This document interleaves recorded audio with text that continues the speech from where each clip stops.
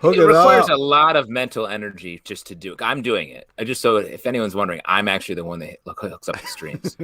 It's very hard. All right, Justin, get ready to go in 3, 2. It's too loud. I gotta wait until you're silent so we can cut it for the podcast. Okay, there we go.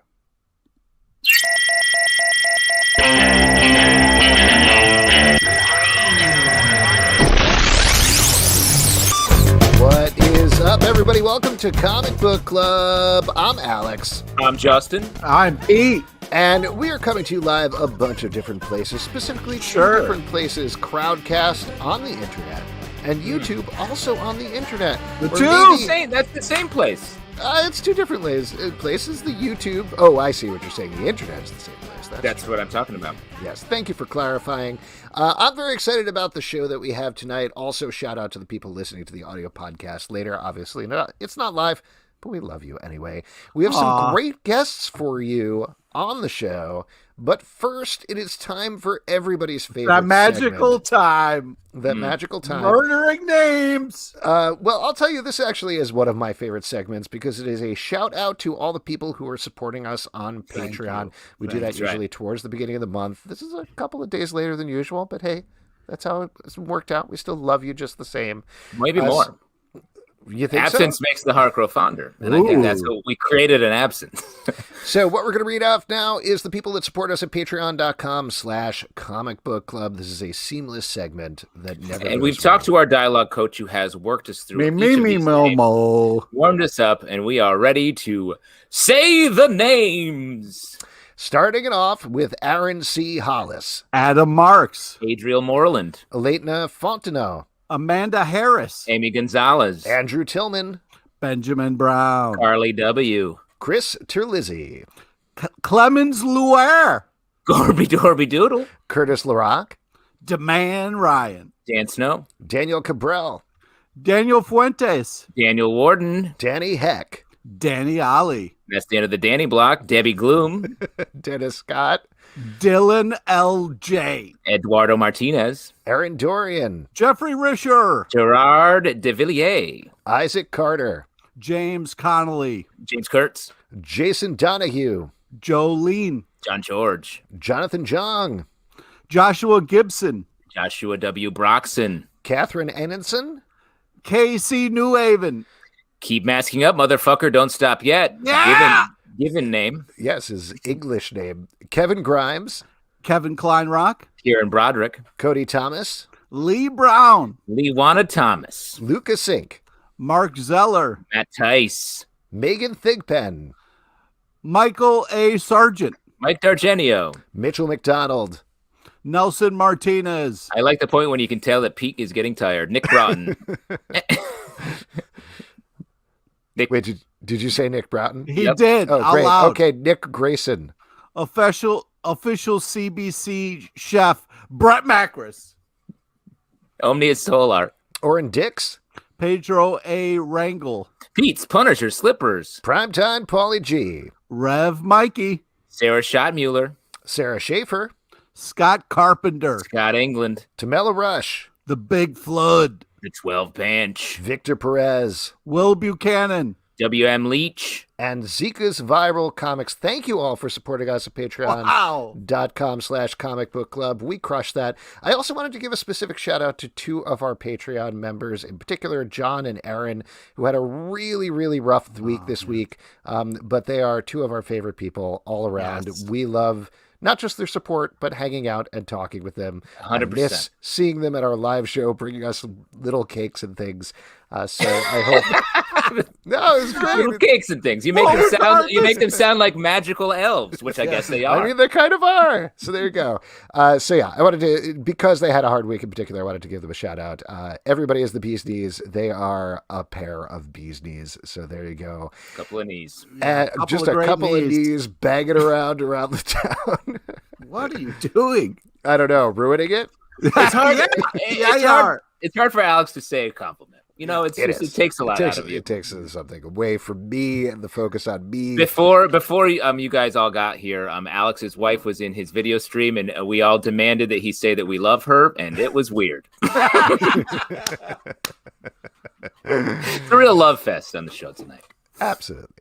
Now, here's two guests that I love to think about and talk to. Real comfortable saying you love our guests, but when it comes to your wife, it's like a little wobbly. It's a little wobbly. Yeah, I mean, I haven't said it as often, so it feels fresh and new. That's all I'm saying. Oh, interesting. You are officially in too deep with this intro. Absolutely. I'm going to invite our guests in before this becomes particularly horrible, which is too late at this point. Our two guests tonight are behind Bad Ideas Eniac. This is a new comic studio, new creators, Matt Kindt and Warren Simon should be in here shortly. Matt, hello. How are you doing? Exciting to have you on the show. And there's Warren Simon. Hello. Hey guys. Excited to have both of you guys here. Excited to talk about this book about Bad Idea. Oh, there we go. There it is. Now, Warren, I was just reading Fear Case. Good book. I hear that's good. Nice. Plug other Matt stuff, I think, as much as possible. Warren, I'm curious to talk to you first, just the whole idea behind Bad Idea. This is obviously a new comic publisher. There's a ton of exciting titles coming out, but what's the backstory? Where did it start? Well, I don't know if you guys remember this, but I think about 10 years ago, right as Valiant was launching, I came on the show and we did a chat downtown, I want to say, pre-COVID, of course, a long time ago. Yeah, but that was awesome. So the genesis of this really, I worked at Marvel from about 2002 to 2009, left in 2009. In about 2011, I joined Valiant. And the crew that I was with there was my fellow soldiers in arms, Dinesh Shamdasani, he's our co-CEO, Hunter Goranson, who's our publisher, Josh Johns, who's now our director of marketing, and Adam Freeman, our head of sales. I think I could check all those boxes now. That's done. Yeah, so you crushed that.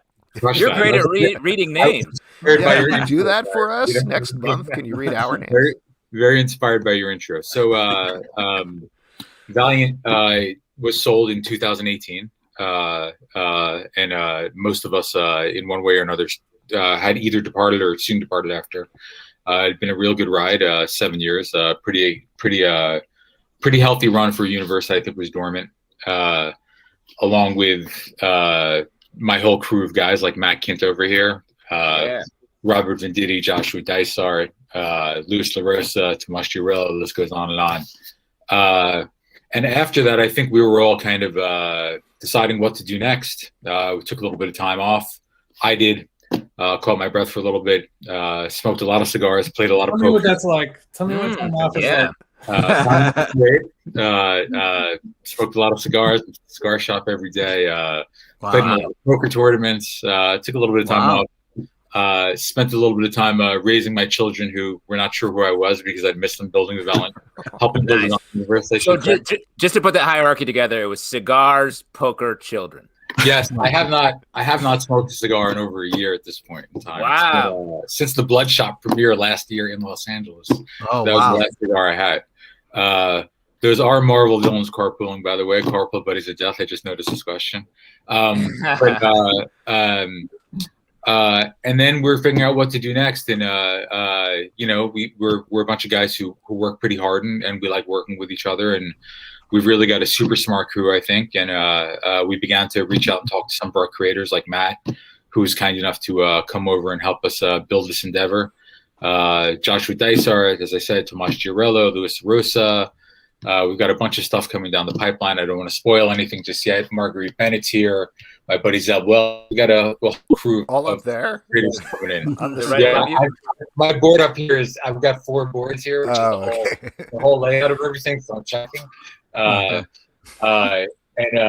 It's been awesome. And we're doing it a little bit differently than most traditional publishers. I think we took a lot of lessons away from Valiant.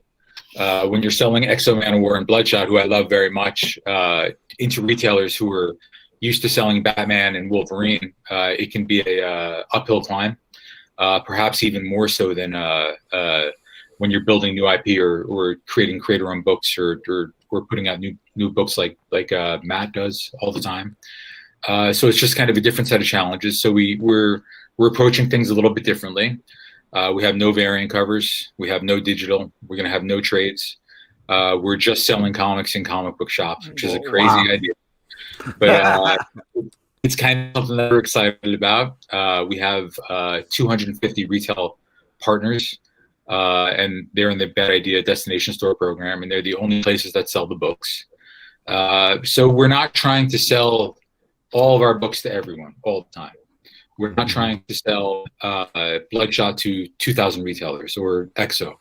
What we're trying to do here is we're trying to find people who, the experience of working at Valiant and Marvel before that for so long, we're trying to find retailers who want to sell our product, who are going to be advocates for us, who can try to hand sell it, who want to take part in this. And it's not for everyone. We totally understand that, but we're pretty excited about it. I'll tell you a quick story. About 5 years ago, I was at a Valiant retreat. Matt was there with our pal Robert Venditti, who's launching tankers for us in a couple of months, and I was explaining in a couple of weeks, I should say. And I was explaining to the guys the difficulty sometimes of selling independent comics. And Rob looks at me and he goes, "Look at Warren trying to explain to Matt Kindt how to sell independent comics." So that's what we have going on right now. And we just released Eniac a couple of weeks ago. It's been the first print is sold out everywhere. We're doing something different with the second printing, which is we're not doing a second printing and a third printing and a fourth printing and trying to variantize those. We're just doing a second printing, which is called the not first printing. And that's going to be an open order item. Any retailer can order that at any point in time. So we're trying to keep the books on the shelves so that we can continue there. Yeah, we're pretty excited about it. We think the story is really good. I've got a really good writer on it. He's a pretty talented guy. Well, that's a great segue then. Yes, he's right here. He's right here. That's a crazy coincidence. Keep going. Right.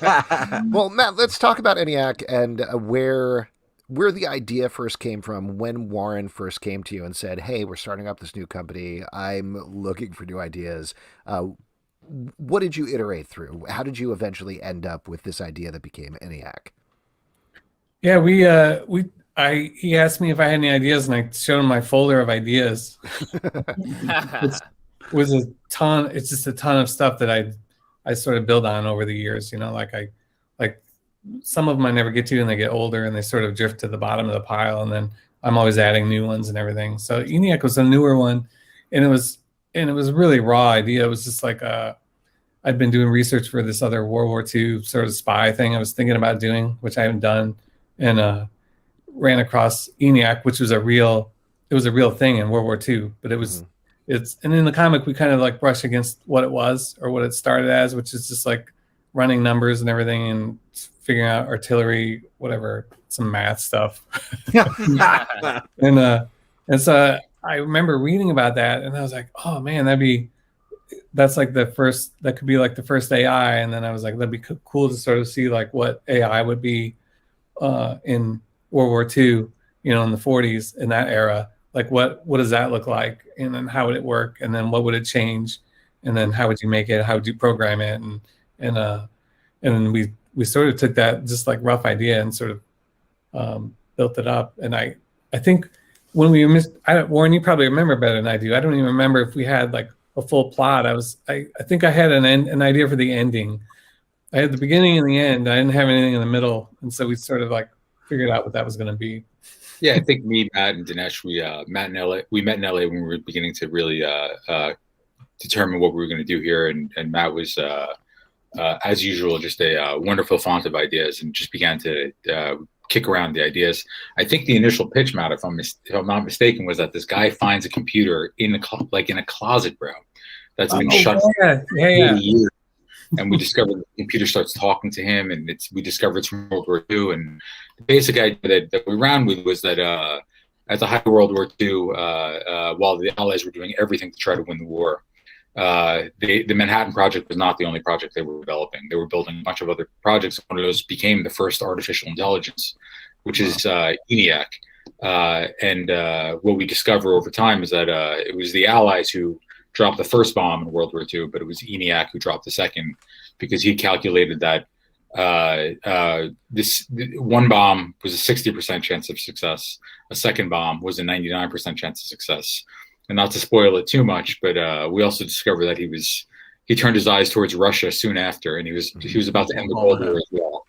So yeah, it's a pretty awesome idea that Matt came up with, and Doug Braithwaite is just there's Doug is the best. I've worked with him for many years now, and one of my favorite things about Doug is that no matter what, there we have some of the opening pages. Nice. No matter what, the next page, the sequence up here is awesome. The thing about this next page, if you track these 5 pages, guys, if you took all the balloons out of them, they would be seamless, and it would probably be almost as perfect. We wouldn't get the little bit about Russia, but this is Falk and Fletcher, who are our 2 main characters, going on a mission to kill the Russian who's responsible for funneling money to the soldiers in Afghanistan for bounty gate for those who attempted to kill American soldiers, and we're taking out bounties on American soldiers. So even though in the press, at least, there wasn't much blowback with that, in the real world, Matt and I was kind of kicking around the idea that the military would take care of it. So they dispatched these 2 to take care of it, and this is basically the start of our story. But Doug has just done such an extraordinary job here. His storytelling is absolutely effortless. He's really a talented, gifted storyteller. And if you really took the word balloons out of all these pages, I think it would still track for the most part. And it's been wonderful to see the reaction to the book. So you're saying you don't want the writer involved in this? Well, this one's got to go. Matt, I am curious about the direction of the story, because from the initial pitch and the way that you're talking about it, it sounds like it could be this very heady analytical thing. You're concentrating on the first AI, you're concentrating on a computer. But for those who are watching it live right now, you can see from the pages, it's pretty intense. It's pretty adult. There's a lot of violence. There's some nudity. There's other things going on there. So was the idea to sort of take this very heady thing and then blow it up into a big action spectacular?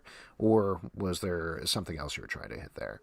Yeah, 2 things. One is just like this is probably one of the most difficult things I've written, because like the concept is kind of, it's not very action oriented. There's not a lot of like movement in the idea of this artificial intelligence and like manipulating world events. I was like, well, how do you, like, if he's just in a box or whatever he is, it's not like he's a robot that is going to start animating and walk. He's not Ultron. Yeah. Old-timey computers are sort of just rooms, really. So it was like a big box with tubes in it. So it's like, that was the challenge, really, is how do you find something that is like interesting to draw? It's like, I didn't want to write this thing and then Doug's hating me because it's just guys talking in a room with a box. And so yeah, there's man. Awesome. And then Lewis Martin. Yeah, beautiful. I want Lewis. That's unbelievable. Lewis could just draw covers and I would write the story for whatever he wanted. Yeah, that's a prompt right there. Yeah. Anyway, he's so good. But yeah, so that's one part of it, is like making the action. But the other part, like, to me, the core idea is something we've seen before with like HAL in 2001 and like the rogue AI and that kind of thing, which I feel like that's a road we've been down before, and we've seen really great stuff done with it. So I really wanted to do something where we have a twist on that. Like there's something you haven't thought of that hasn't been done yet with that idea and with this AI, and what it's not just what it's capable of, but what it wants to do. And I'm not going to spoil it and everything, but to me, it was all about that ending. And we'll see it. Like until you see issue 4, you won't know what I'm talking about. There's this old Kurt Vonnegut short story called Epicac. It reminds me of the dark side of that, about an old computer from, I think, the 40s that falls in love.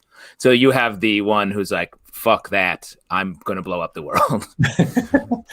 Yeah. Is that he's I haven't read that. He's one of my favorites, though. Is that from the Bag and Bow Snuff Box? That one is it the list of short stories? I think it's Welcome to the Monkey House, if I remember correctly. Okay. His first collection. Not to get too that way about it. But let's talk about this off camera. That's yeah. Viewers can, if you want something while we're talking about all this Kurt Vonnegut fan stuff, feel free to put our beards in order from pubescent, which is mine, to actual bearded man, Matt. No, yours is groomed though. I think yours is the only one totally groomed. I hate to tell you, this is just about all I got in the tank. Somebody in the comments said Eniac is Kindt backwards, which I totally realized when I was writing issue 2. I think somewhere in issue 2, there's a line that I put in there. I was like, because I was trying to come up with, there's like a group, terrestrial group of hackers and things that are trying to combat Eniac. And I was like, oh, we need a cool name for who's the team of humans that like is fighting back and trying to hack into Eniac. And I was coming up with the name. I'm terrible at naming stuff. And then my first instinct always is like, what's it backwards, or make an anagram. And I was like, oh my God, it's Kane. It was perfect. There it is. Wow. It never works that way. Yeah, good call. Whoever's watching and got that right away much faster than I got to it. Warren, so this is a 4-issue series, right? And I assume most of these are about mini-series length, at least what you're hitting now, but they're not going to be collected. So is the expectation, I guess, that potentially all of those issues would exist on the stand at the same time? They would end up in back issue racks. It's almost, as a comic book fan my entire life, there's a certain level of, okay, obviously it's very straightforward, but trying to wrap my head around, but how do I read the whole story? No. I got you. Having grown up when I was like a kid in the 80s, I remember like suddenly my comic shop had like X-Men 137, and like I could fill in that slot. You know what I'm saying? Like they didn't have trades then, and the Masterwork stuff wasn't really there. I know I look incredibly young, but I was a little bit. You do, man. You crushed it. I'm glad we're talking about it. Appreciate it. It's all the cigars. They keep you youthful. What are you using to dye your beard to get rid of the gray stuff? No, I'm not. I'm just letting it go, bro. You know? Yeah. Wow. But jealous. The hope is that we'll continue to have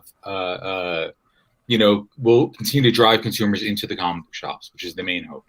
Our retail partners really were the backbone that helped us build Valiant. The direct market has been just an absolute boon to publishers like us. I mean, I think when we saw sort of the diamond shut down a little bit earlier last year, right after COVID struck, we saw how everything is sort of interrelated. But for us, ideally, we will have all 4 issues on the shelves. Ideally, Eniac is 4 issues. Tankers, which is our next book out, is going to be 3 issues. The Lot, which is our July launch, which is a horror book with Marguerite Bennett, Renato Gaddis, is 4 issues. Sleigh Bells is a one-shot, in Walesville, which Matt also wrote, will be a one-shot. So we're going to have different kind of formats. Tankers will be bi-monthly. So we're going to launch in April, but then it won't go on sale again until June. And then August, I believe. I might be getting that wrong, but I think that's the case. So the hope is that all 4 issues will be on sale on the shelves, that they will be able to be reordered. We're for me, the foundation of our medium is story, and I want people to be able to read these stories, and I want to be able to continue to, build new stories and tell new stories, and our writers and artists want their work read as well. So that's the goal, really. And what I love about that approach is it preserves sort of the magic of the comic book shop and picking up a single issue, which, I still want single issues of things. The trade, everything starts to feel a little bit like, okay, I have this, it's a whole thing. But there's something about like getting that, it feels more precious. It's more like, oh, the story ends, I have to find the second one. And I think that gets you in a way that just getting a trade doesn't. So it's great. I love hearing that as an approach. I appreciate it. And we're only going to do 2 issues a month for now. We're not trying to launch with, 7 or 8 or 9 titles. Slow and steady wins the race. We're just trying to build meticulously and carefully and work with, great talent who are usually not mad at me, which is always nice. You know what I mean? And just slowly build and just continue to similar to what I tried to do at Marvel, we tried to do at Valiant, which is just every panel's good, every page is good. If the page is good, the issue is good. If the issue is good, the arc will be good, and just take it one step at a time. Yeah. Matt, I'm curious on your end, given that it's not going to be collected, that it is this miniseries that's only going to be on shelves, does that affect your writing process, the way you're structuring the miniseries at all, or is it just still writing comics as usual? Yeah, no, I think anytime you serialize something, every series I've written that's been in issues, I consider the issue as a thing first, and then the trade is like the secondary, like when it's all done, like I'll go back and like other books I've gone back and added things or moved things around or done things for the collection because it's collected and it's a little bit of a different experience. But for when I'm doing issues and I know it's going to be issues, I definitely write for the issue, and you try to keep it a satisfying read. Like to me, it's like writing a short story, where it's still continued, but that's 20 pages, 24 pages. It has to be good on its own. It's like an episode of whatever it is. You want it to be good on its own, but also like can't wait for the next one. So I definitely consider that, and I'm excited about that. To me, like getting back to the ritual of like going back to the shop every week, going in there and like seeing what's going on, and then being forced to wait a month, for the next one. It's kind of great. It's like now with streaming television, Disney making you wait every Friday for Wanda Vision or something. It's like, why are you doing that? You have them all, put them out. There's something great about so greedy about it, right? Like, what I like about it, and this is what I found out too, is when I've been doing monthlies, is that it lets the conversation continue. So like instead of just dropping a book all at once and then everybody reads it and then you go on to the next thing, when you're stretching it out like that, then you're thinking about it for that whole month or whatever. You're like, oh, it's in the back of your head and you're wondering, and then you get the next one, then you talk about it again. So like if it's 4 issues, you're talking that's like a 4-month chunk of time where you're kind of invested in thinking about it, maybe talking to somebody else about it. And I think it just makes it a richer experience to take time for the story to develop. It expands in your brain if you have to wait a little bit. When you binge something, I look back on like TV series I binged and I'm just like, I don't know. I don't remember anything about it. I just had to get to the end. Yeah, I know. It's just because there's so much media now, it just comes and goes. And I'm like, don't ask me what I read or watched last week. I don't remember, Yeah. That's why we're going to release this podcast in 100 little 1-minute segments for everyone to take it. Matt, this is taking a little bit of a step back, but you said that Eniac was one of the hardest things that you've had to do. Mind management was not not uncomplicated. So how do the two? It was my management was so much easier. Really? Wow. Yeah, I don't know. It depends. Like it just depends on what it is. Like I think Eniac was a very unique story. Warren and I were talking about this with issue 1 and everything. I'm like, it's structured in a strange way. Like the characters are not, you know what I mean? It's just like, it's totally different kind of story than I've told before. With Mind Management, I felt like I knew exactly what I wanted to do, and I just threw everything into it. So like just throwing everything, all of my ideas, every crazy idea I ever had, I built that series in a way where it could hold all of it. It's like I compared this kind of Neil Gaiman's Sandman in a way where Sandman was great because he could tell any story he wanted to tell. Right. You know what I mean? It could last forever because you could just tell anything. And so I tried to structure Mind Management where it would be like that, where like if my mood changed or I was into something else, like halfway through, I could adjust or add or do something. And with Eniac, it was a very specific idea and some things I wanted to get across that it was just harder to make it an interesting comic. That's so funny, but it does make total sense when you explain it. Go ahead, Warren, please. No, it's just one of the real challenging things that Matt did, which is great, is we have Falk and Fletcher, who are sort of the strike team in the present, and they're trying to hunt back this thing from World War II, and then we're kind of cutting to World War II and seeing the thing being built, and then we're returning to the present. So it's just he's built like a dual narrative where we're checking in, checking out, and sometimes that could be extremely compelling to move on the page and just not drag to a stop. But he did a great job with it. Yeah. I mean, on the other edge of the spectrum, Matt, I did want to ask you, because you had a pretty big week beyond Eniac. You also released Berserker, working with Keanu Reeves on that, which we loved, was great. But that's what, man? Look at you! You are so good.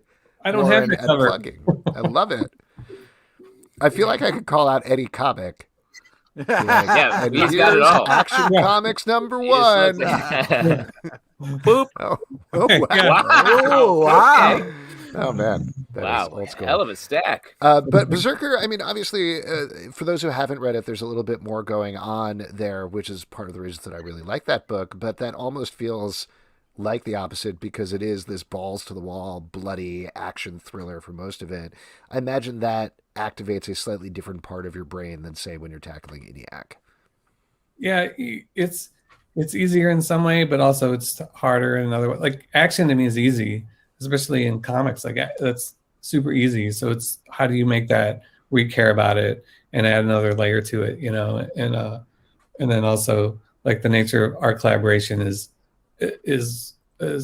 makes it more interesting too, because we're trying to get everything that we both want into this thing and then make sure it works all together. Where yeah, I don't know. It is different. Even though Eniac's got a ton of action, like I think it's just like bigger and broader in scope. Where Berserker is more like impersonal. It's very personal because it's just like straight up heads getting punched off. Well, and you do a little in that first issue. You do a little sleight of hand by the first, 2/3 of the book being like this super big fight sequence, and then you get into like, oh, but it's this underneath, and I was very impressed and surprised by the magic trickery there.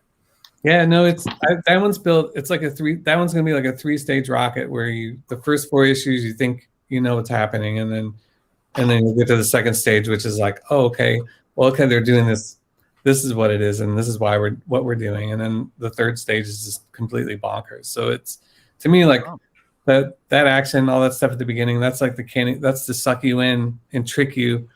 I fell for it. And duped again. Again.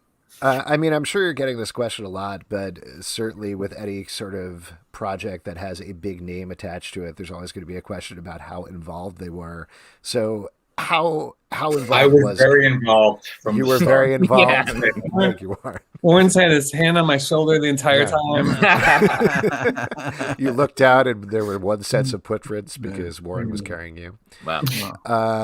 How involved was Keanu Reeves in actually crafting this project? If you could talk about that. No, I could talk about it. I it's just so funny. I was talking to I hired my niece to work as like, and help me run like social media and stuff this week. And she was talking, she'll tell me like, oh, they're saying like, oh, they don't think he's involved, or if he's just putting his name on it, and things like that. And I'm like, and she knows. I was like, if they only knew like how involved he was, like you wouldn't believe it. Like I can't tell you, like Warren knows because I'll tell him stuff sometimes.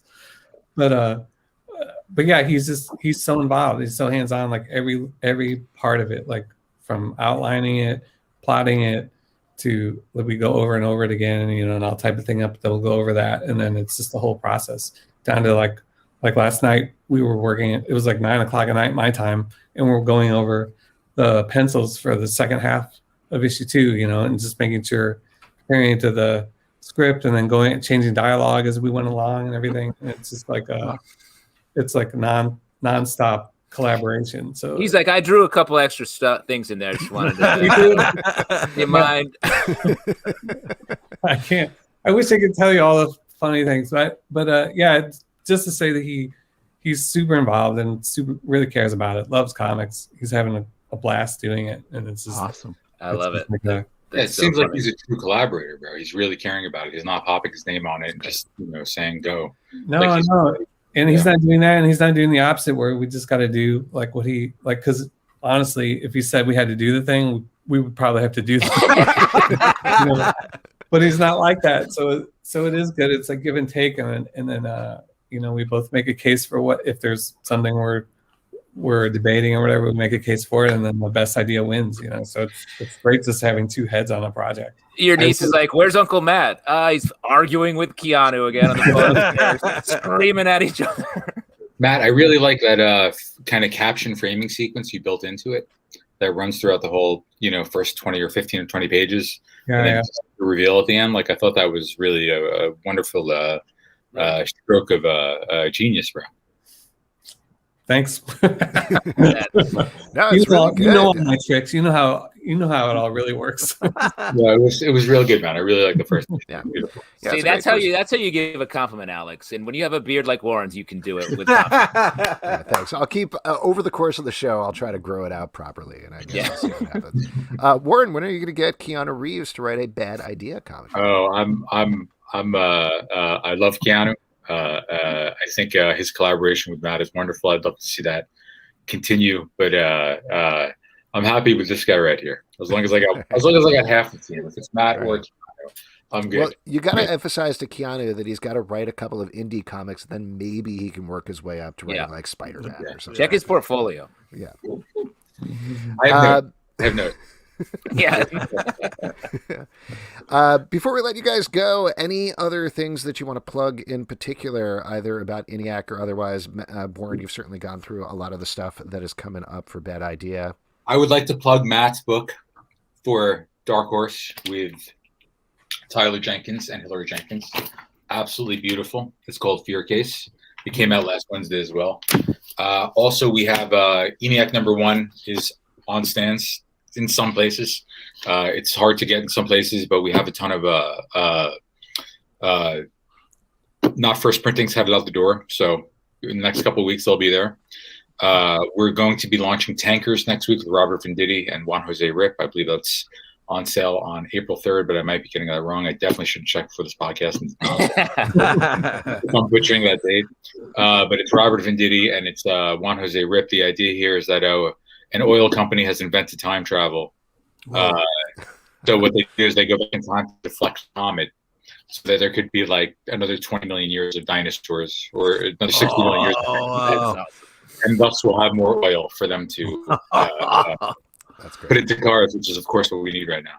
So Venditti's written a really brilliant kind of Verhoeven-esque deconstruction of environmentalism, capitalism, oil. It's absolutely wonderful. And Juan Jose Rip is drawing that. After that, we've got Matt's working on a book for us. He's finished it. It's called Walesville. It's with Adam Polina, who did some work for Mid-Valiant and is obviously a pretty big Marvel guy from back in the 90s. Super talented guy. And we also have a book called Rocks and Minerals that Matt wrote for me, which is drawn by Tony Millionaire. I don't know if you guys know who Tony is. Yeah, of course. Awesome. Tony is one of the great geniuses of the medium. Oh yeah. Just an absolutely brilliant guy, and the work he's doing on this is just absolutely wonderful and beautiful and gorgeous. So cool. We'll be putting that together in a 72-page square-bound, ad-free one-shot that will be coming out in May, I want to say. And then we've got a couple of other books, The Lot and Sleigh Bells, coming up. So our first launches, I think, are pretty fantastic. I'm obviously biased. I've got a pretty talented writer on a bunch of them. And some other talented writers on the others, so it's going pretty well. We're pretty excited about it. Cool. Yeah, So cool. And just to clarify for anybody who is listening who isn't sure, presumably call your comic book shop, either ask them for Bad Idea or make sure that it is there already, right? Yes, if you can't get it, you can go to our shop, go to our website called Where's Bad Idea, and all the 250 participating retailers should be on there. And also a lot of shops will send them to you. They will mail them to you. So if you pre-order, you will get it, but it just takes a tiny bit of effort. Just going in, finding a shop, calling them, or signing up for them, signing up with them and pre-ordering it. But it will arrive. It will be there. And I think it's good. I think it's really good. I'm a little biased. But, Fair. I love it. It's worth it, man. Matt, before we let you go, Warren's plugged most of your stuff, but is there anything else that you want to mention? No, I like that. I'll just say about of all the calls, I've gotten a lot of crazy calls this year, but the one I was most nervous to pick up was when Tony Millionaire called me. Yeah. Because a lot of reasons, but the main one is I'm such a huge fan of his, like from Sock Monkey back in the day. Yeah. Like I actually had a Sock Monkey suit. I've seen pictures. Custom made just for me. Oh, So Wow. wow.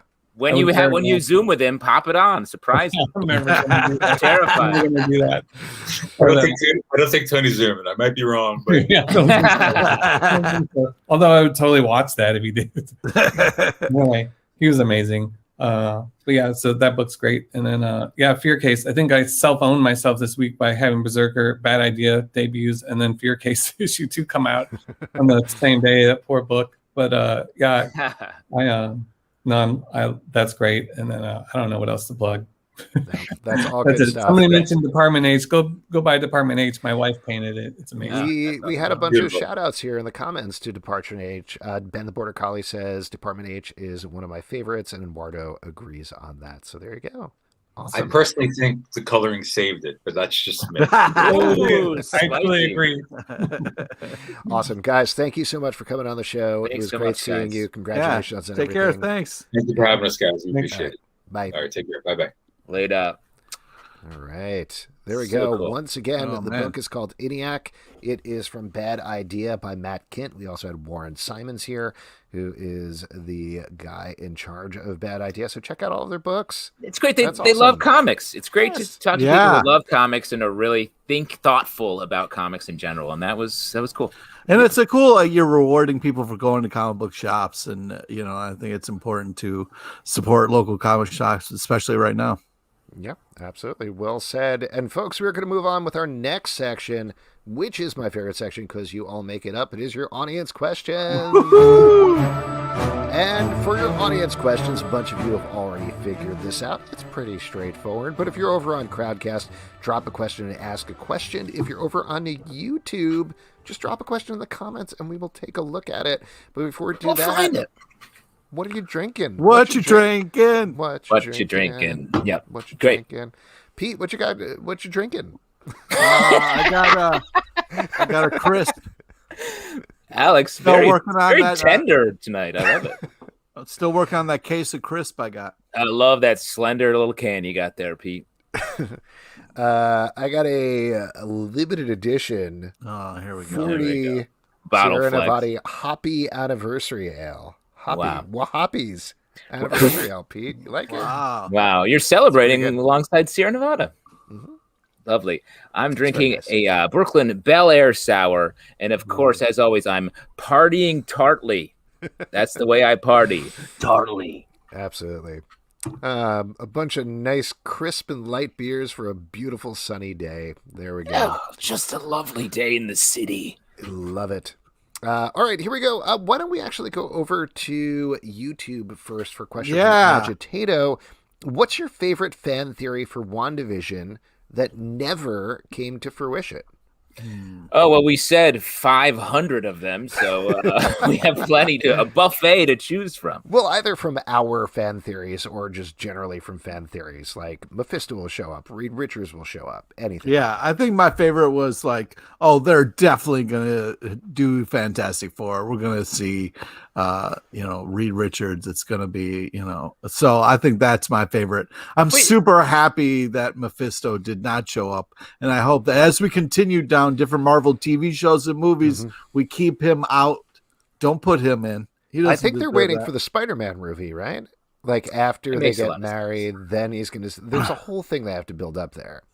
Yeah, because like Mephisto will eventually become sort of the main character of the Spider-Man movies, because he's the one who's all the whispering and all the breaking up of marriages. There's going to be a lot of divorces. Mephisto, Far From Hell.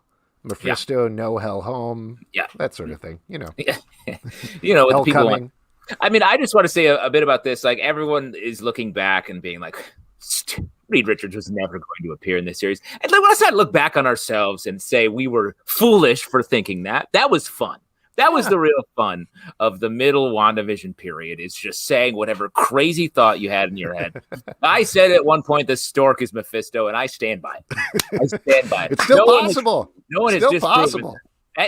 that smoke was red, and that's the devil color. Oh my god, that's red like the devil. I did like. I don't think we said this on our podcast, but I did like the idea.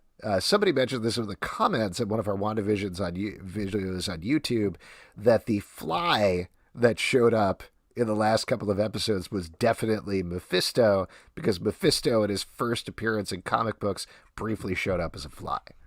I like that one. That was pretty fun. I'm here for it. Why Why not believe everything? It's fine. Pete, what about you? Favorite fan theory that didn't come true? Yeah, I said it earlier. It was the Fantastic Four thing. Oh, okay. Oh, all right. We were just cranking on about a bunch of stuff, so I wasn't sure if you were... You were just cranking on. This is from Stray Bullet over on Crowdcast. Are digital comics in the comic industry? Wait, you're talking about our official chef, Stray Bullet? Official chef. Okay, great. Cooking up another sweet question. Mm. Are digital comics in the comic industry looked upon the same way as I look at a hometown buffet? Like, yes, it exists, and we both serve food, but fuck that place. Based on time and space, I only read digital now, but I'd hate to be considered hometown buffet. Oh, man. Wow, this is something. I mean, we talked last week about therapy, and I feel like this is a very therapeutic question. You want to come here, and we're here to and I don't want to insult the Bullet for sure. I think it's tough because I also feel a little bit dirty about buying comics online. It doesn't feel as good as when you go to the store, you get the comic, you feel good, but I mean, it is a little bit that way, and I do feel that way. So I don't know. Hopefully it's okay and it's not evil. But I do it, man. I eat at the buffet sometimes. I'm not proud of it. I'm sorry. I just have a quick question. Are there other restaurants besides buffets? No, that's the only place I eat. I always get all of my meals at Las Vegas. Because the only type of food I know to eat are going to a buffet where everything's in troughs, or ordering a mother box from the Snyder Cut. Are there other ways? I'm still waiting for that. I'm still waiting. It's not coming out until April and May, and my kids are hungry. Wait, they didn't leak the mother box meal when they leaked the cut? I ordered the Tom and Jerry meal the other day, and a mother box meal arrived instead. Wow. Yeah. I can't believe opening that. I watched all of Tom and Jerry, and I can't believe it ends with them getting together finally. It's really intense. A little bit of a kiss. They got the romantic comedy. No, full erotic sex. Oh, it's adult. On the digital comics front, I do miss buying the paper comics, and I haven't gone back to the store yet because of COVID, obviously. But now's the time, I think. Yeah, I think the only thing I've purchased from a comic book store the entire time was the Negan one shot that they released from Walking Dead. Like, I specifically went for that, but I don't know. There was something about, like, I think I talked about this on the show. It was very typical comic book shop in that it was very small. People were going crazy. People were not wearing masks. They were touching everything. And I was like, this is too much. I'm going to do this later at some point. But to answer your question, Stray Bullet, I think in the comic book industry, my sense is there's this huge reticence to go all digital. A lot of it certainly has to do with the entire industry being tied up financially with brick and mortar stores. More than anything, that's part of, it's not just hurting your business partners. Oftentimes it's hurting your friends, or you think you're going to be hurting your friends if you're doing that. So I think that kind of explains the reticence there versus thinking digital is gross. But it's the way everything is heading at anyway. We've been talking about that for 15 years at this point, but Comixology is established enough at this point that I don't think it's a dirty thing. It's just the other thing. Would be my take. Let's see. Let's go back over to YouTube over here. This is from Nelson Martinez. Next time you guys are in a bar, whenever that will be, what is the first drink you're going to order, and what food, if anything, to pair with it? Cheers. Great question. Yeah. Well, in New York City, if you do go to a bar, you have to get a snack. So it'll probably be a tiny bag of chips. Yeah. Because of the rules around bars right now. I think a really good pint margarita is what I'm going to do the classy move of, like, you order a drink and then you say, leave the bottle. Because it's been too long since I've been to a bar, and I'm not going anywhere. I will say, Pete, that's the one thing that we could do now is leave the bottle. That's what life is now. Is the bottle's right there. Yeah. Sometimes I wake up and the bottle's just right there, laying next to me. You know what I mean? Right where I left it. I mean, I'll say to be like, and that's Mountain Dew you're talking about. Leave the code red. Yeah. Just to get actually pointed about it, I think, like, I do think about going to the bar after our shows and getting a two-hearted L, honestly, and like a bowl of that popcorn that was so delicious. Made me feel very sick often. Definitely, especially when we ate like 4 bowls for no reason. Yeah, because we didn't eat dinner or whatever. But especially it was that time where there like was all the water leaking from the ceiling and it like dumped into that popcorn machine and like that was just absolutely. We ordered popcorn immediately after that and still ate it. Oh man, good question. Here we go. Let me look through here. This is from Jay Citizen. What is the best comic book club? Thor's hammer, Casey Jones's bat. What? What's the best comic book club? Oh, comic book club. I got you. Yeah. I mean, that's Hagar the Horribles club. Oh, definitely. We haven't covered Hagar as much as we used to, huh? Yeah. All those. The stack used to be all Hagar the Horrible and the Lockhorns. Yeah, we would just clip them out of the newspaper and bring them into the show, make a little teeny stack. Mm-hmm. I don't know. I mean, Casey Hacks had a sweet bat with like nails sticking out of it. That was pretty nice. Real quick, Pete, Casey Jones or Casey Hack? It's actually Cassie Hack, by the way. Yeah. I don't know. It's tough. I mean, Jones is more old school. I mean, that was my first love, so it's hard not to say Casey Jones. Captain Caveman's Club. Oh yeah, that thing anything could come out of that. Yeah, that thing, the little opening with the little bird in there. Yeah, it was a lot of fun. Who would have thought it was going to be hollow? What other clubs out there? Because I don't think those aren't my clubs. No. No. Josh mentioned the hammer from I Kill Giants. Oh, that was sweet. Yeah, that's another comes right out of that purse. Yeah, that was pretty sweet. Yeah. NFL Super Pros baseball bat. That's the best one on Stargirl, right? That's actually pretty cool when he does it there. So that's Sportmaster, but yeah. Oh, Sportsmaster, same thing. Whoa! How dare you, guys? Yeah. Another question over here on YouTube. Negan probably has the most iconic comic book club. That is definitely true. Lucille is the most iconic one. I can't believe we didn't think of that. That's from. I try not to think of that. That was maybe you guys know the answer to this one. This is from Glenn M Spears 32. Did you say? Oh, you said poor Glenn. Not or Glenn. No, like he had the best comic book club when it bashed in his head. That's right. He had it very briefly. Yes. Spoiler. Are you guys familiar with non-fungible tokens? Do you think it has a way of applying to comics in the future? Do you know anything about this? A little bit. It's about owning sort of a piece of the internet. NFTs. It was earlier this week or maybe late last week. Everyone was like talking about the exorbitant price paid for NFTs, which is like, I own this GIF of a toaster flying. An animated toaster flying across the screen or something. That was the first GIF you thought of? I guess. Yep. The original GIF. The first GIF. Yeah.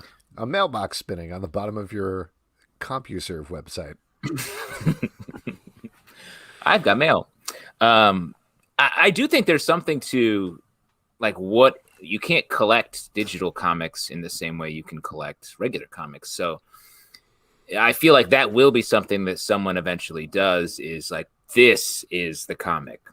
Mm-hmm. In the same way, I mean, it's a little bit like what we were talking about with Warren and Matt about like when you take comics back to just being pamphlet comics in stores and that's the only way to release them and get them, they become inherently more valuable and more of something you have to seek out. I guess you could do like a digital stamp or something like that. It doesn't really feel the same, but I don't know. It's possible. NFTs? I don't know what the fuck you're talking about, but good for you guys. It stands for no fucking tacos, and that's just well, I'm pro tacos, so if you're not gonna have fucking tacos, I'm not fucking around with you. This question is from Ben the Border Collie over here on Crowdcast. Reading Chip Zdarsky and Matthew Rosenberg write for the Bat Family is a joy. What other authors would you like to see jump from Marvel to DC or vice versa, and who would you like to see them write? Ooh. Yeah, I mean, who are the big in-house names right now? People that aren't jumping anywhere. You got your Scott Snyder. Yeah, I mean, that was the first one that came to mind. We talked about that a little bit. I think somebody asked him maybe in the comments on the live show, and I think he said it was a possibility at some point, not right now, but maybe sometime down the road. I believe he did say that, yeah. Yeah. I think that would be interesting. I think he'd do a really good job with some titles. He's a good writer. He's a good writer. He's a good But writer. I think like he's the sort of guy that could jump in on, say, Iron Man and come up with some weird, deep take on it. Yeah. On Or the a other great side, take. It doesn't have to be weird. I mean, Fucking fucked up. weird is great. On the other side, who are the Marvel people to jump ship? You got your Dan Slots. your Yeah. Dan Slotskis. Mm-hmm. Your Dan Has Slots. Kelly Thompson done any stuff over at DC? I don't know the answer to that. Yeah, well, That'd I be think cool. she'd be great. Yeah. Mariko Tamaki, perhaps. Very Marvel. She's done both at Yeah. this point, DC and Marvel. Jason Aaron's Wonder Woman, one of the comments here. That would be fun. That would be very badass. They're kind of doing that now in Wonder Woman. Yeah, so sorry. We're just without Jason Aaron. Really. Yeah, exactly. Yeah, good question there. Hold on, gonna shut this one down. And then going back over here, Christoph Flood says, are any of you guys watching Resident Alien on Sci-Fi? Follow-up question, actor Alvin Sanders, TV's Pomp from Riverdale, made an appearance a few episodes ago on Resident Alien Shared Universe. That was definitely my first thought. I was watching it with my wife, and I was like, it's Pop! And she's like, what are you talking about? Yeah. Stop shouting. She was things. like, "You're ridiculous." Yes. Resident Alien is super fun. It's not exactly like the comic book, but I've watched, I think, the first 7 or 8 episodes now or something like wow. that. And Alan Tudyk, it's all hanging on Alan Tudyk as the main character. If you don't know the concept, he is an alien and basically a murderous alien that comes to a small town, takes over the body of a doctor. The doctor in town dies, unrelated circumstances, and so the town comes to him and says, hey, can you be the town doctor? And he hates humans, and he needs to find his machine that can destroy all human life. But in the meantime, he needs to like kind of solve the mystery of this doctor's death and all this other stuff. It's Alan Tudyk being absolutely ludicrous the entire time, but the rest of the cast is pretty fun as well, and I'm really enjoying it. It's one of those sci-fi shows that is totally under the radar. I don't think anybody is writing or talking about it in any way. And again, The comics it's not fantastic. the comic's fantastic. It's not exactly like the comic. Like it's a little more satirical, but I laugh out loud several times every episode. So I recommend it. I recommend. What's it catching streaming on? up. It is on the Sci-Fi Channel on television. Oh, Interesting. I think you can check it out at sci-fi.com though. They Okay, usually stream all right. stuff. There you go. And that's None of the sci-fi services- spelled differently. Yes. Oh, Pete's writing it down. I heard his pen click. yeah.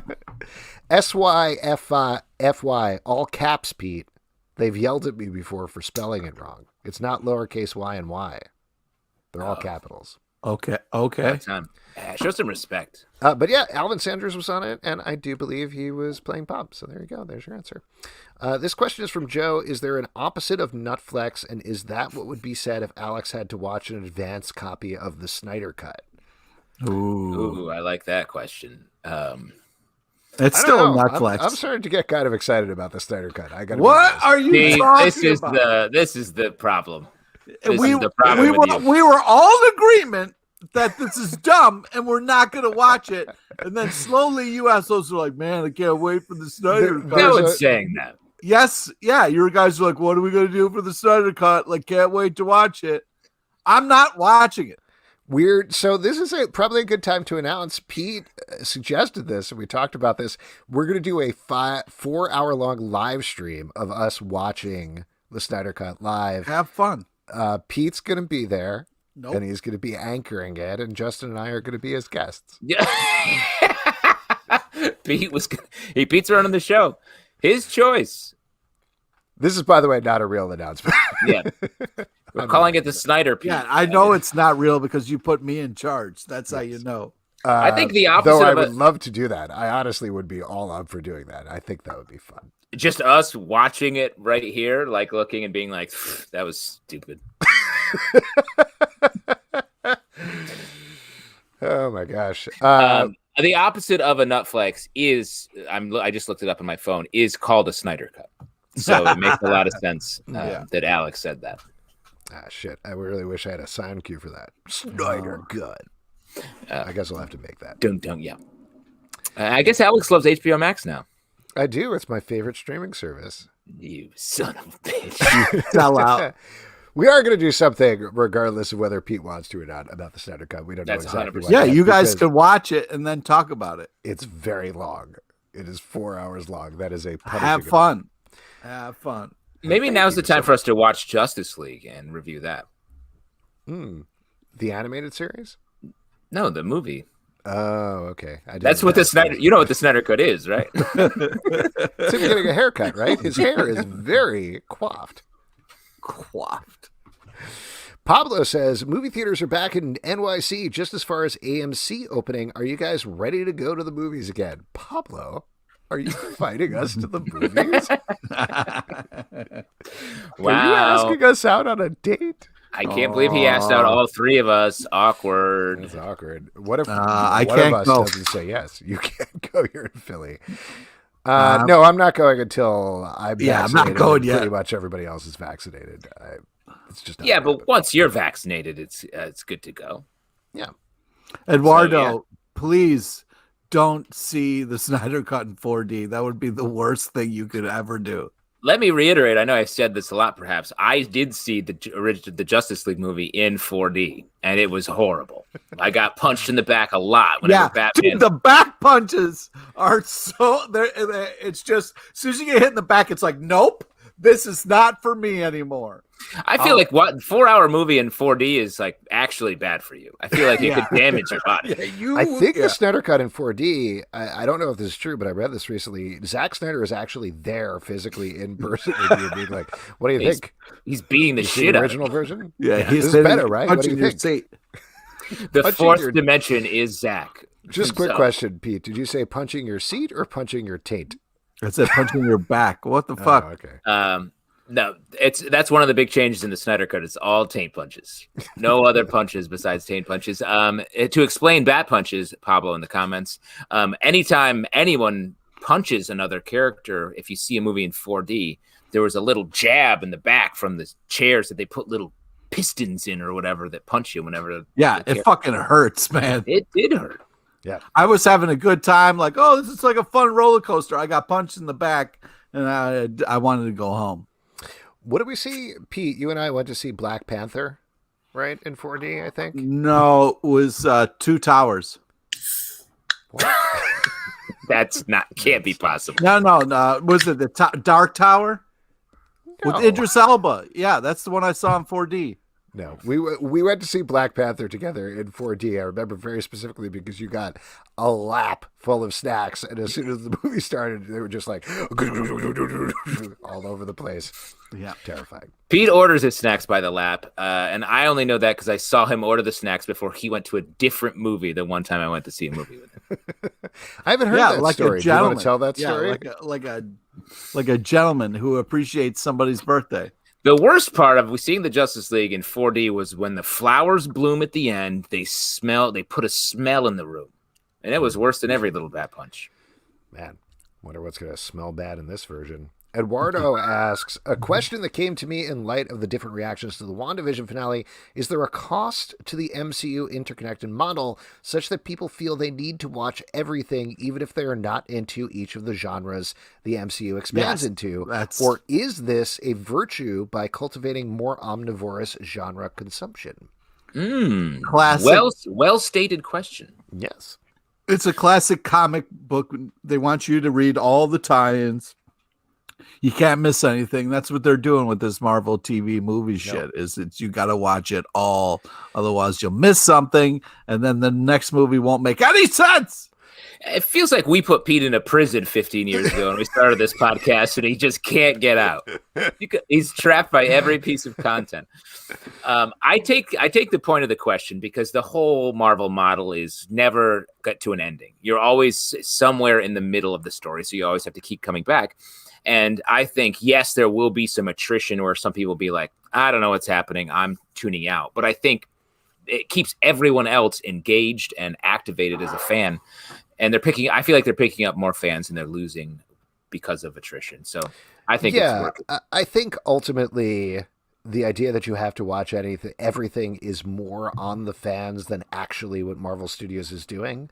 Like, they make a very specific effort to, as much as possible, make it an easy lift for you to go in the movies. There are things that, if you have not watched 23 to 25 movies and all the TV shows, that you're not going to pick up on. You're not going to get the Easter eggs, and that's always going to be the things that your friends will turn to you and be like, hey, you're a nerd, right? You've watched all of this stuff and memorized it and talk about it incessantly.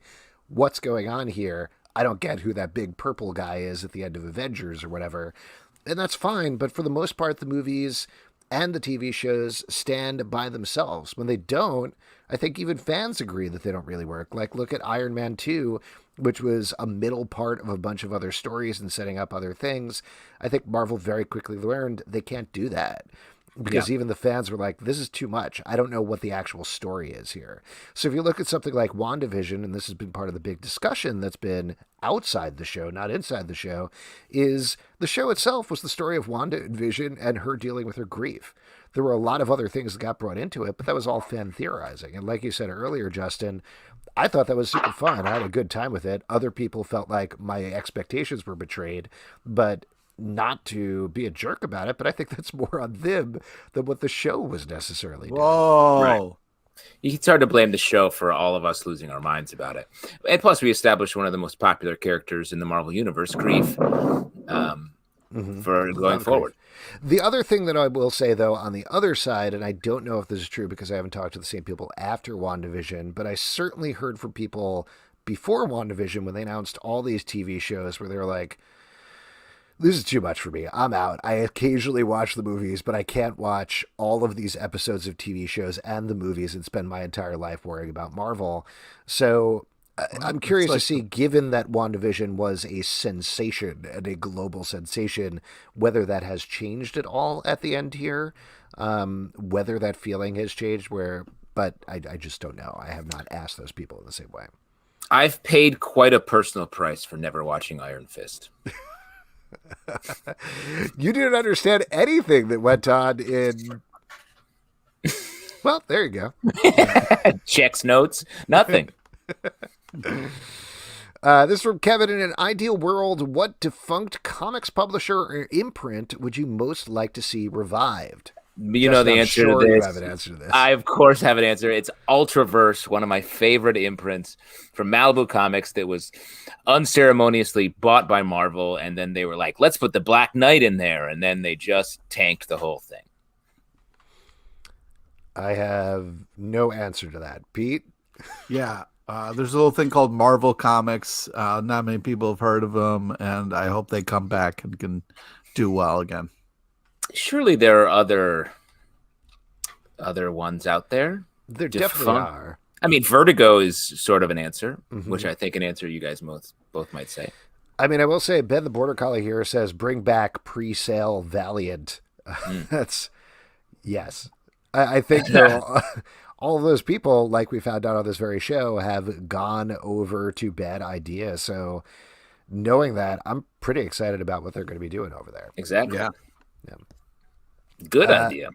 Good idea. I did when I asked them, I forgot to ask Warren whether they called it Bad Idea because it's Bad Idea to start a new comic book company. I also had that question, and it felt a little zingy. Yeah. Particularly if it's not. If he's like, no, Bad Idea was the name of my mother. Oh. Wow. Edward Doherty asks Alex, for me, here we go. If Pete and Justin both needed a kidney or they would die, who would you give it to? Considering Justin has children and far more to live for. But Pete's girlfriend listens to the podcast, so she will hear your justifications for letting him die live on air? This is a great question. The clarification I need is, am I watching both of you die of kidney failure on air, and then how am I getting that kidney to you? Is it going through the computer? Are you saying if you weren't watching and we could just sweep us under the rug? Yeah, who cares if you're watching or not? We both need kidneys. We both need kidneys out. You know what I'm saying? Okay, let's say right now, in the middle of this, you're both dying of kidney failure. How would I even get you the kidney? Don't try Somebody to shows blow up past. at your door, Doesn't. get a little snip, whatever. They got a cooler with them, and then they run it over to our place. Well, Alex, I'll be over in like 20 minutes because I'm pretty close to you. So, because I've dedicated my life to being in close proximity. I'll tell you what, I would give each of you one kidney because I don't really use them anyway. Oh, wow. Wow, interesting. I think That's you not actually true. do. You have your fancy 40th anniversary beer that you're processing right now. Here's the real answer. That goes straight down. Down. What do you think is inside your sweater, dude? No, I think Not much. One big tube. I would have to insist that Justin take it because he does have a family. Here's what I would do, which is inevitable for us anyway. Pete and I would be sewn together, like conjoined twins, and we would share the kidney. Stuck on you, bro. Stuck on you. It's been our Jedi wedding was. It seems like a joke, but I take it seriously, and I know someday I will be conjoined with Pete LePage. We got one last question here. This is from Stray Bullet. What happened to the Kevin quiz? Great question. Kevin came up with a very hard quiz for us. We got the title of it. We did get the title of it, and we And got several questions. Yep. Right, and then one wrong. We might need to take it offline, I feel like. Wow. Alex, how dare I don't know, you? or just open it up to more people or something like that. Oh, a quiz that we just watch? Yeah. Oh, or we could bring Kevin on now. Should we bring Kevin on now? Bring him on. What do we him got on. to lose? What Come on. else are we doing? Yeah, don't we what just- else we do? Why don't we bring Kevin on and bump the other trivia that we usually do? Or Kevin could do that trivia. Well, we could also talk about the trivia podcast we appeared on earlier this week. Oh, yeah. We did. Hey, Kevin. Oh, look at Kevin. that. You got a little, Look out. you got a Oh, little guy dinosaur, behind right? you. Yeah. Oh, Hey, yeah, Kevin, that's so my you new have puppet. a secret quiz that you've been running Right. for us. We've gotten several Wait. questions. Hold on. He just said my new puppet. Yeah. How many puppets do you have, Kev? Do you have a closet full of creepy puppets right now? 22 or 23. Wow. It's weird that you knew that specific answer so quickly. Alex, Well, explain. wait. Like, so we got, because we Pete, saw what are you one doing? puppet one time that was Yeah, like the otter. The otter. Yeah, that was magical. So you've got the otter, you've got a dinosaur. Okay, yeah, I'm getting into puppet. I'm sorry. No, it's it's that's all right. right. Pete, if you want some recommendations of virtual puppet shows to check out, I can turn you to my 6-year-old son. okay, great. You guys would have a lot in common, actually. Now, Kevin has been operating this secret quiz. Pete has a quiz in a minute, and then he has a second quiz inside of it. So let's definitely get into it. Kevin, can we pick up with the last question that we got wrong? Right. And I think Joe had actually wanted to try her hand at this question a couple weeks ago. Hey. But the question we left off on was that there were 3 television Wonder Women before Linda Carter. Oh, right. 1 in live action, 2 in animation. And I was asking to name 2 of the actors who had played Wonder Woman before, or name the actor who had played her in live action and both of the animated series in which she had appeared. And we had established that one was Filmation and one was Hanna-Barbera. Yes. And we had not answered that correctly, right? Right. Let's toss it to Joe. Joe has the answer. Yeah, Joe, if you want to answer it in the comments, Yes. that would be great. Go for it, Joe. And we'll read them out here. As if we answered them. And then we'll cut out the middle part where we threw it to Joe, and we'll just say that we said them. Real quick, I'm thinking of it. Is One it of those names is correct. B.J. Ward and Kathy Lee Crosby? Okay. Kathy Lee Crosby is correct. She played Wonder Woman in live action in 1974. Okay, and then what is the other one we're looking for? Hanna-Barbera. Hanna-Barbera Wonder Woman. Oh, he's got it right there. It's got it right there. Well, this was the Kathy Lee Crosby movie. Whoop, there we go. Now it's not reflecting the light. So it was based primarily on the Denny O'Neil run. As you saw, she wore a jumpsuit instead of the tights. Hanna-Barbera Wonder Woman? Is that what you're saying? Well, you can name the Hanna-Barbera series, and then there was a Filmation series in which she appeared. Okay. I mean, was the Hanna-Barbera series Super Friends? It was Super Friends. Okay. Yeah, because the original incarnation with Wendy, Marvin, and Wonder Dog premiered in 1973. Okay. Is that correct, then? That is correct. So you can name the actor who played Wonder Woman on... Oh, Pablo just gave us the answer. The first appearance of Wonder Woman on television. If you want to read out what Pablo just said out loud. Brady Kids. Filmation's The Brady Kids. Wow. Wait, are you An just episode- doing a quiz around what DVDs you have laying around your No, I plate? just happen to have those two. Like, I don't actually have the original incarnation of Super Friends, but I have the Brady Kids. It was an episode called It's All Greek to Me, where the Brady Kids and Diana Prince go back to ancient Greece, because the Brady Kids was that kind of cartoon. Wow. Wow. Oh, and the fuller answer is Wonder Woman on Super Friends was originally voiced by Shannon Farnan, Okay. and on the Brady Kids by Jane Webb. Oh, Jane. Yeah, the Webb, Brady right. Kid, like a lot of Filmation cartoons, they had a fairly small cast, so they had the kids, and for most of the run, it was the original kids from the Brady Bunch. But for all of the adult roles, all the male voices were Larry Storch. Yes, F Troops, Larry Storch. No, yeah. None of us knew what you were talking about. And all the female voices were Jane Webb. Wait, let me real quick. So all these people were in a Robin Williams movie together. I'm just trying to put this together. Yes. How many? Yes, and- I'm asking this in the absolute best way, Kevin. How many more questions are there? There are a few.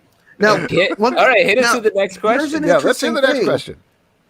An interesting thing is that this was not Jane Webb's only brush with playing comic book character, because we talked about how Filmation had done the DC Kevin, we characters. all know this. You don't Okay. need to read. So in '68, they got an even bigger coup when they started the Archie cartoon, Yes. and I for a watched that. decade they had the rights to Archie and Sabrina from '68 to '78, and in all of those cartoons, the voice cast was generally 3 or 4 men and Jane Webb, which meant she was Betty, she was Veronica, she was Ms. Grundy, she was Sabrina, and both aunts. Wow. Versatility. That's what I call it. She's the Meryl Streep before Meryl Streep. Okay. I always remember her as Katie O'Hara from My Favorite Martians. What's great is I can tell when you're reading things because you have no. Also, I don't think it's Martian. That's what it says in my brain. And that actually leads us to the next question, because I of course knew it. they have a huge, because Filmation has a huge success, with the Archie cartoon.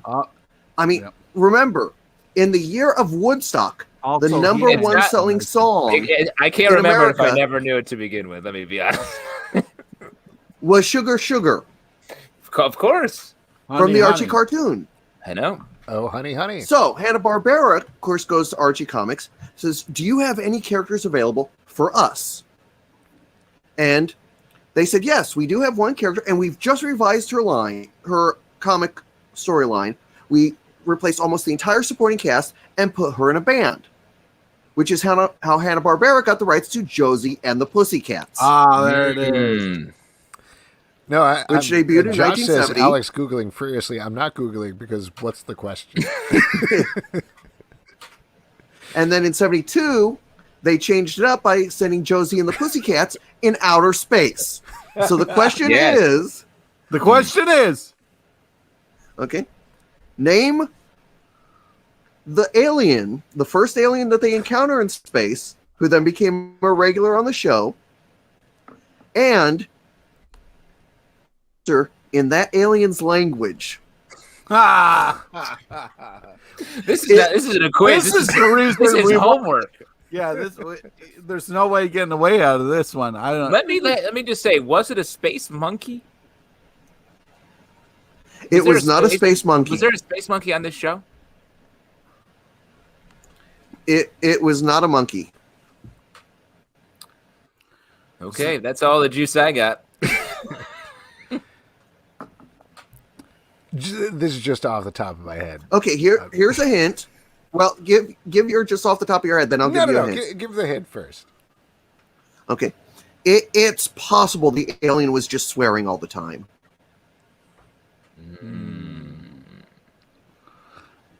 Snarf. Josh says the Great Gazoo. Is that correct? That's from Flintstones. Yeah, Oh, was it Fuckface? It's good. Very Was famous. Marvin the Martian? No. It was what was that? What was the name of that giant shark? Anybody in the comments, by the way, could just answer this question. Sorry, I accidentally Googled Josie and the Pussycats. And a bunch of weird shit came Is up. it Bleep? Bleep. Bleep. Yeah, and the answer in the alien language is the alien would just say bleep, bleep, bleep, bleep, bleep, bleep, bleep, bleep, bleep, bleep, bleep, bleep, bleep. Which, of course, Melody was the one member of Josie and the Pussycats to actually understand. Right. She spoke. She's half bleep. Excellent. Okay. All right. Well, we did. Okay, so. Okay. Next question. Uh-huh. Okay. The 70s gave us 3 television live action Spider-Men. Mm-hmm. But it was The Amazing Spider-Man, starring Nicholas Hammond, that was the only one to feature any other characters from the comics. Okay. Okay. So, in the pilot episode, there are 3. And I just need you to name 2 of the 3. Is this Spider-Man, Firestar, and Iceman? Is that what you're talking about? No, this was live action. Live action. This was a live action show that ran for 2 seasons, but still only had like the pilot and 13 episodes. So Yes. You'd think I it was remember British. watching these. what are you asking us? So there were, like I said, there were in the pilot. There were 3 I got the other 3 comic part. book characters. 3 comic book characters. Okay. So 3 name- characters from the 3 members of Spider-Man supporting cast Right. Mhm. who Harry Osborn, were also in the show. Doc Ock, Mary Jane, Vulture, Gwen Stacy, So far, you've named 0. Mephisto. Venom, No villains. Dr. J, J. Jonah Jameson, gonna throw- Mr. T, Betty Brant. Robbie Muhammad Ali. Robertson, Oh, Aunt May's a good guess. Aunt May, Yeah. Uncle Ben. Well, you've named 2, finally. Oh, good. Nailed it. J. Jonah Jameson, Nice. Aunt May, Betty- not Betty Grant, Ooh. Robbie Robertson. Oh, whoa. Oh, okay. Now, Robbie Robertson was only in the pilot. Aunt May was in the pilot and 1 other episode, and she got recast between her 2 appearances. I mean, old people are, Yep. they go fast. That keeps happening in the J- movies, too. J. Jonah Jameson was in the pilot and then continued as a regular through the whole series. Besides Spider-Man, he's the only one who was a regular through the whole series. And he also got recast after the pilot. The original actor who played J. Jonah Jameson was David White, who is probably best known as Larry Tate from Bewitched. Yeah. of That's course. 100%. Yeah. And then he was recast, and I'm suddenly blanking on the actor's name. I'd have to look it up. Just say any name. Who's best known for being the first actor to play Darren's father on Bewitched. Okay. Are we at a question yet? Okay, so next. Peaches, this is Well, ligature. Bewitched is a show famous for its own recastings. I'm afraid I we're love- running, I love we're that running you're out of time. Yeah, I love that you're going through this, Kevin, and then we're going to kick it over to Pete, and he'd be like, all right, comic blank, A, books, B, Elijah Dushku. Okay. That's Sorry. easy to see, Alex. Okay. See, We're running out of time anybody for- can do trivia. For Okay. Kevin's quizzical corner. In 1977, Here we go. okay, This this is my year. I actors was almost played born the then. first villain to go up against Wonder Woman in the present day. So if you remember, and this is Cheetah. the Linda Carter Wonder Woman, because she started out in World War II and then, moved to the present day when she had the network change. So this was the first act. This actress played the first villain she went up against. A year later, she was the villain in the Doctor Strange movie. And you're So already I asked. just need you to name the performer who went up against both Linda Carter's Wonder Woman and Peter Hooton's Doctor Strange. Peter Sellers. Mahatma Gandhi. Wait, Root Pete's beer getting Pro. it's a female performer, right? Yeah. Pete's getting louder and more determined. She's more famous recently for playing two very, I'd say, bad mothers. Okay. When you say recent, bad. are you talking about like the 80s instead of the 70s? I'm saying within the last couple of decades. Okay. Bad Two mother. bad And these are iconic Kristen roles. Bell, Catherine Hahn, Mila Kunis. Dropping the Those are Bad the- Moms cast. Alex, very quick to drop the Bad Moms cast. Yeah. Can't name anything that Kevin's talking about. He's got the Bad Moms cast on deck. Ask me about what I know. The Thank- Bad Moms movies. Yeah. Aaron's Think mom. TV. Not TV. She Faye played Dunaway. mothers on TV. Mothers on TV. The mother. Roseanne. No, two different TV shows. Faye Dunaway. Somebody guessed Faye Dunaway. In two shows that started with the letters AR. Two shows that started. Both start with the letters AR. I honestly feel much Do I dumber. need to go over to Archer? my DVD shelf? Oh, wait. Jessica Walter? Jessica Walter. Wow. She was the first. We so did it. She We was the did first it. villain in the modern day Wonder Woman. You know, when All Wonder right. Woman moved from World War II to the 70s. And then she was Morgan Le Fay in the Doctor Strange movie. Of course, and we're of course talking about the Andrew Hooton Doctor Strange. Peter Hooton, That's what I meant. who, by the way, is Who? Honestly, Kevin, you could quiz me who, on by the something way, you've is already like the said. one actor in that movie who doesn't have another, who just isn't like. Oh my God. Kevin, you could quiz me on something you said 4 minutes ago, and I'd have no idea. Okay. I think there's Okay. 85 more questions. So wrap it up. We got to get more to two more trivia quizzes tonight. Okay, last one, and if you don't get it, we'll stop and All you'll have right, to come here back we go. later. Last one. Last one. Okay. Three. Before the Amazing Spider-Man, so we're I on to just the want to second of our say, three live-action whoever brought Spider-Man. up Kevin's quiz, thanks. We had Spidey Super Stories, which was the first one to actually make it to TV, first live-action incarnation of Spider-Man, in which he faced off against such villains as The Wall, Funny Bunny, and Blowhard.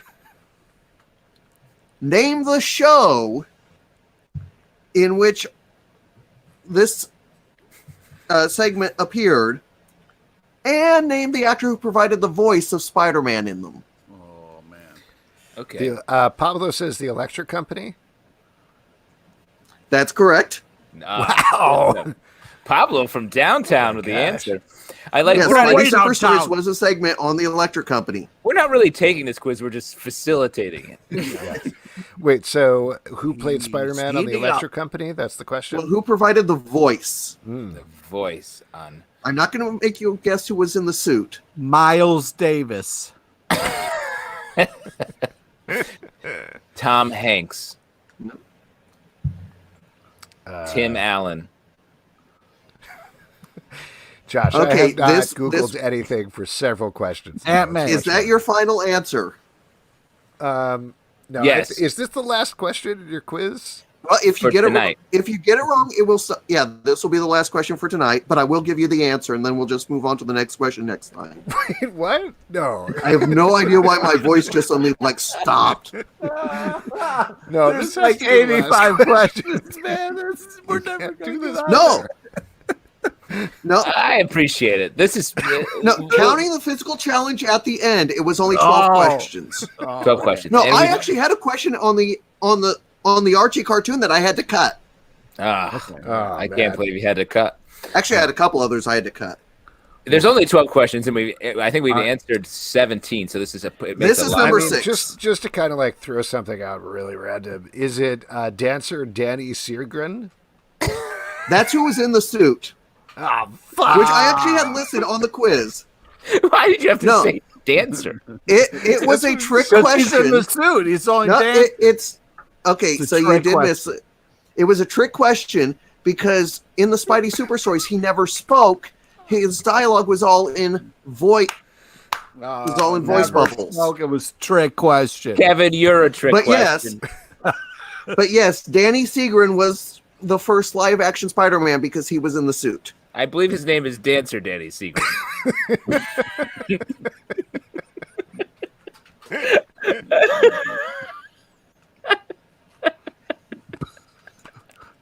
So yeah. Take it So away. the next Pete, the show, the stick is yours. You have to drive this ship. I can't. All I right, can't well, think anymore. All right, Kev, while we got you here, we might as well do the trivia with you here because Rewarded for this? yeah, I can't do it's just This too is much. like the time that lady was like, hey, why did you never respond to my LinkedIn message? Pete was like, I feel bad for you attacking Alex. Here's $25. Yep. Pete doesn't know what to do. I think we can officially crown Kevin the new star of trivia, though. That's Yeah, really exactly true. All right, take it All away, right. Pete. All right, Kev. Today's trivia is on topical comic news as well as a nod to the legend Irfan Khan. Okay, so What is this? what is the name? Question number one. What is the name of the new villain in Marvel's Heroes Reborn? Is it A. Murder Hornet, B. Dr. COVID, or is it C. Shia LaBeouf? So it's either A. Murder Hornet, and you're on your way to question number two, or you could be completely wrong. Yeah, I'm gonna go with Murder Hornet. You are correct. Very You know how nice. topical that is? All right. Question number two. Because of the popularity of WandaVision, what books are now on back order? Is it A, House of M, B, Avengers The Crossing, or is it C, Natalie Portman? So it's either A or it's B or C. I'm gonna go with A. A is correct. All House of right. M is now sold out. You can't get it anywhere. Wow. You come We back true- next week. We've truly stretched the definition of trivia tonight in multiple directions. Here we go. Last one, Kev. Focus up. In June, the new Spider-Man event will be called Blank Conspiracy. Is it A, Clone Conspiracy, B, Chameleon Conspiracy, or C, Cloris Leachman? So it's either A and you won't win $25, or it's B and you will win. Then I'm gonna go with B. Chameleon Conspiracy is correct. Wow. $25 will be yours. Amazing. And do Incredible. you know what movie we are referencing in this? I don't say we. Sub-quiz. I don't think it's a we situation. Well, it's Kevin, not did Jurassic you World. Not, So you not have enough time to Google it. Yeah, Huh? it is not Jurassic Your World. face. yeah, It is the classic New York. I love you. yeah, that's not a movie I know. So Well, it's a rom-com, and you should fucking check it out. Wow. Kevin, thank you for your trivia questions. Thank you for all the thought that you put into them. Thanks for coming on. You've got $25 from And- Midtown Comics. Shoot us an email at comicbookclublive@gmail.com, and we will get you set up. And we'll catch you next time. Kevin, the More next time we trivia, talk I to you, I want a different puppet every time. Okay, I want to eventually see I and think know all 22 puppets. Well, that's wow. Look Wow, at that. fraud. Another puppet dropping in. All right. Bye, Kevin. Have a good night. night. Good night, All Kevin. right. Wow, Pete. It's like if Batman gave the Riddler $25 free dollars. Well, good riddles, Riddler. Good riddles, Riddler. Was that Batman? Yeah, I think we were both. doing that. Riddler. I'm Batman. I talk like this now. Good riddles, Riddler. I'm also the Riddler. Haha. Cool. That was good. That all made sense. Yes, it definitely made sense. What also makes sense is that new comic books come out tomorrow or today if you're DC Comics. What are you looking forward to, Pete? Well, I'll tell you what I'm very excited about, and it's nonstop Spider-Man #1. Wow. What a team up. We got Joe Kelly and Chris Bocciolo. It's a super team. I knew you would be psyched about that one. You Justin, love the what about you? botch. I'm going to give it up for that. The Wonder Woman book that we talked about earlier. Wonder Woman number 77, I want to say. It's 770, isn't it? 770, pretty close.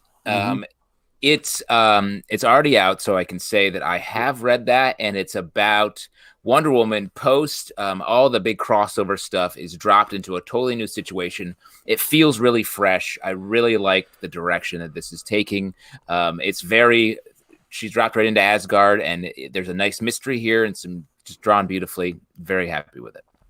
I'm looking forward to Spectre Inspectors #2 from Boombox. We were kind of bowled over, I think, by the first issue of this. Sure It were. was about a bunch of ghost hunters who are all fakes until they encounter an actual demon, and this is picking up from that. So excited to talk about and check out that book on our Stack podcast, which is in the Comic Book Club feed or the Stack feed, Wednesdays at 9 a.m. And folks, that is it for our show. Woo! I want to thank our amazing guests for coming on, Matt Kindt and Warren Simons. Remember to check out Bad Ideas Eniac.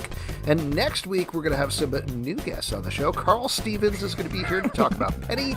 James Emmett and Kristen Thompson are going to be back to talk about the latest issue of the comic I Am Hexed. Couple of other things to plug. Riverdale After Dark on Riverdale Podcast, Wednesdays after that show.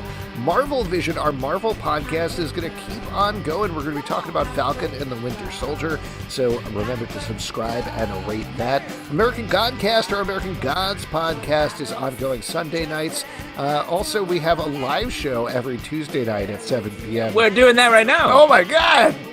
We got a lot of podcasts, guys. That's what's going on. And let's talk about our Invincible podcast dropping soon. Yeah. We're going to start doing an Invincible podcast that may or may not be called Podvincible. We're kind of fighting about it. We're fighting about it. We're having a fight about it. But that's going to come out for that show on Prime Video. Patreon.com/Comic Book Club to support this show. iTunes, Android, Spotify, Stitcher, or the app of your choice to subscribe, follow, and listen. At Comic Book Live on Twitter, Comic Book Club on YouTube, comicbookclublive.com for this podcast and many more. Until next time, bye-bye. Later. More quizzes.